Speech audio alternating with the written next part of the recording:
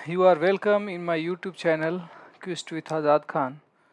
तो आज आप सीखेंगे कि कोई भी जो आप जब सर्विस लेते हैं, कोई भी वेंडर से कोई सर्विस लेते हैं, तो उस सर्विस जब वो पूरा करते हैं तो उसके अगेंस्ट में एक सर्विस एंट्री मारते हैं, जिसे सर्विस एंट्री मार करके फिर अकाउंट्स में उस पेपर को उस इनवाइस को देने से फिर उस वेंडर का पेमेंट होता है।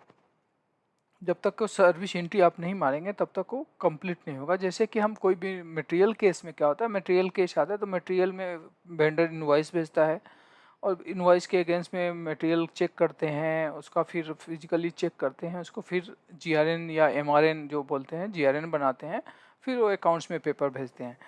बट अगर सर्विस ले रहे हैं हम, कोई भी परचेज ऑर्डर के अगेंस्ट में कोई भी वेंडर सर्विस दे रहा है, तो सर्विस तो मटेरियल नहीं है, तो आप वो सर्विस करके जाएगा, उसके अगेंस्ट में एक इनवॉइस देता है, तो उस इनवॉइस को एक अगेंस्ट में एसएपी में एक हम सर्विस एंट्री मारते हैं।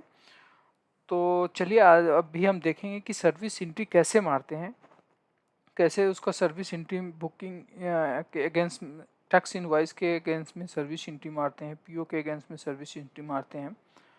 तो सबसे पहले ये फंक्शन बार में आप यहाँ पे लिखेंगे, फंक्शन कमांड में उसका टी कोड है ML81N। क्या ML81N करने के बाद इंटर करें। इंटर करने के बाद आपको इस तरह का स्क्रीन आएगा।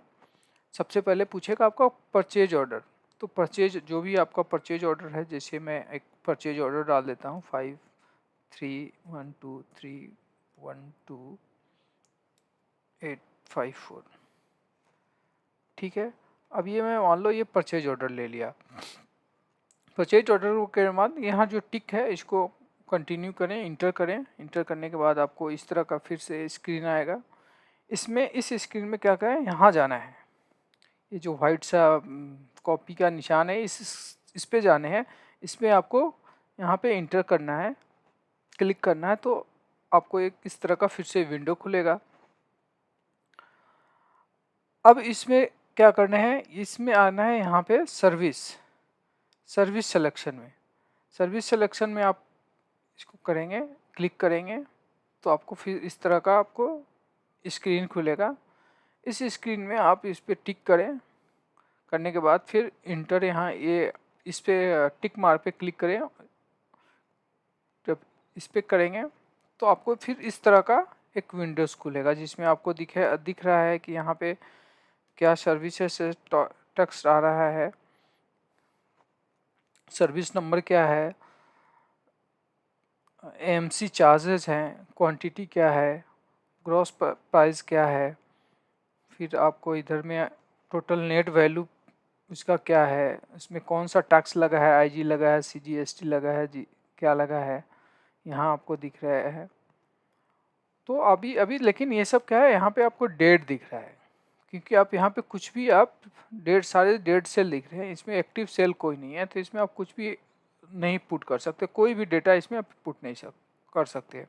तो आपको जिसे मान लो हमें ये दो सर्विस है, दो लाइन है, दो सर्विसेज हैं, तो आपको जितना, अगर मान लो अगर सिंगल सर्विस में है तो आप सिंगल में इसको सेलेक्ट करें, जिसे ये सेलेक्ट कर लिया। अगर डबल, अगर दोनों सर्विस आपको वेंडर कर चुका है और उसका इनवॉइस दिया है तो दोनों सर्विस करें। ये दोनों को मैं सेलेक्ट कर लिया क्योंकि यहाँ पे दोनों कर चुका है। उसके बाद आप यहाँ पे जाएंगे एडप्ट सर्विसेज, जिसे मैं बोला कि जितना आपको होगा, अगर एक किया है या दो किया है, जितना आपका सर्विस किया है, जितना आपका ऑर्डर बना, उस ऑर्डर के अगेंस्ट में कितना सर्विस किया है। तो मान लीजिए दोनों में सर्विस कर लिया, तो इस पर क्या करेंगे, सर्विसेज अडेप्ट पे क्लिक करेंगे। यहाँ जब क्लिक करेंगे तो फिर इस तरह का स्क्रीन आपको खुलेगा। अब आपको देखिए, अब यहाँ पे ये तो डेड है, यहाँ पे सर्विस नंबर और सर्विस डिस्क्रिप्शन डेड है, क्योंकि ये तो पहले पीओ से उठाता है। यहाँ पे आप कुछ भी चेंज नहीं कर सकते, आप सिर्फ चेंज कर सकते हैं यहाँ क्वांटिटी में, कॉस्ट सेंटर में, और यहाँ टैक्सेस में। अगर मान लीजिए कि कोई अगर पीओ बनाते समय अगर उसमें कोई टैक्स आईजीएसटी के बदले में सीजीएसटी लग गया वेंडर का, तो यहाँ पे आप चेंज कर सकते हैं। और इसमें आप कुछ चेंज नहीं कर सकते हैं, जैसे वैल्यू वगैरह तो यहीं से उठा करके आएगा, तो आप यहाँ से IGST ट्रैफिक चेंज कर सकते हैं, टैक्स का वैल्यू ऑटोमेटिक आ रहा है, प्रॉफिट सेंटर्स चेंज कर सकते हैं, जो भी आपका कॉस्ट सेंटर है। अगर मान लो गलती से दूसरा कॉस्ट सेंटर हो गया तो आप यहाँ से कॉस्ट सेंटर चेंज कर सकते हैं। और क्वांटिटी, मान लीजिए कि हमने इसको 5 और 4 दिया, ये पूरा कर लिया है, लेकिन अगर इसने पूरा नहीं किया, अगर हम 5 क्वांटिटी का दिया, उसमें 4 क्वांटिटी का ही उसने सर्विस दिया है, तो यहाँ पे आप चेंज भी कर सकते हैं, यहाँ पे 4 लिख सकते हैं, ठीक है। लेकिन अभी हम ये पूरा का पूरा 5 क्वांटिटी दिया है, तो इसलिए हमने जितना PO में बना है उतने का पूरा का ये कर चुका है, सर्विस दे चुका है, तो हम यहाँ पे 5 का 5 ही रहने देंगे। उसके बाद आप यहाँ पे देखिए बेसिक में आएगा, बेसिक में आपको एक्सटर्नल आएगा, एक्सटर्नल में यहाँ पे आपको वेंडर का इनवॉइस डालना है, जो भी इनवॉइस नाम डालना है। जैसे मान लो मैं यहाँ पे डाल रहा हूँ, इनवॉइस नंबर वेंडर का है AS/0052, सॉरी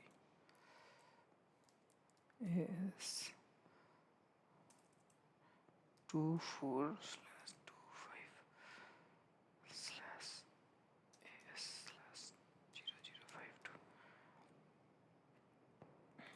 ठीक है।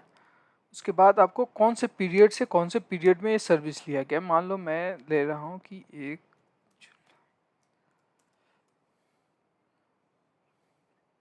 ये 1 साल का मान लो इसका AMC है, एनुअल मेंटेनेंस कॉन्ट्रैक्ट है, तो मैं इसको यहाँ पे यहाँ डाल दिया, ठीक है। ये क्वांटिटी तो मैं यहाँ डाल ही चुका हूँ। शॉर्ट टेक्स्ट यहाँ पे आप जो भी है डाल दीजिए, जैसे AMC फॉर, जो भी आपका टेक्स्ट है वो टेक्स्ट डाल दें। सेम टेक्स्ट इसको मैं कॉपी कर लेता हूँ, यहाँ पे डेटा है, यहाँ पे भी आपको डॉक्यूमेंट टेक्स्ट में भी यहाँ डाल दें, ठीक है। रेफरेंस में आपको वही इनवॉइस नंबर डालने होंगे फिर से, जिसे मैं यहाँ से कॉपी कर लेता हूँ इसको,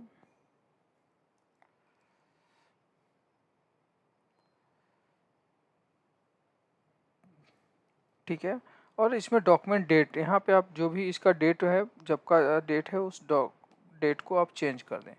जैसे मान लो कि मैं एक डेट डालता हूँ कि ये इस डेट का डॉक्यूमेंट डेट, इस डेट का इसका है, आज के डेट में पोस्टिंग है, पोस्टिंग नंबर आज के डेट में कर रहा हूँ तो ये पोस्टिंग नंबर रहेगा।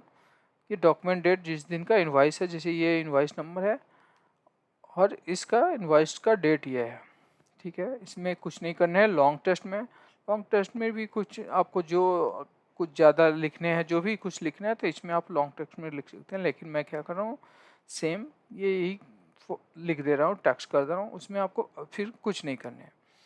इसके बाद आपको जाना है, ये ओके हो गया सारा, उसके बाद जाना है यहाँ रिलीज एक्सेप्ट में, एक्सेप्ट में करने हैं। तो आप देखिए रेड से यहाँ पे येलो हो गया, ये रेड था अभी येलो हो गया। उसके बाद आपको यहाँ से सेव कर देने, सेव करेंगे तो आपको देखिए ये एक्सेप्टेड में आ गया और यहाँ पे डॉक्यूमेंट नंबर जनरेट हो गया। इस डॉक्यूमेंट नंबर को आप जो आपका इनवॉइस है उस इनवॉइस पे आप लिख लें,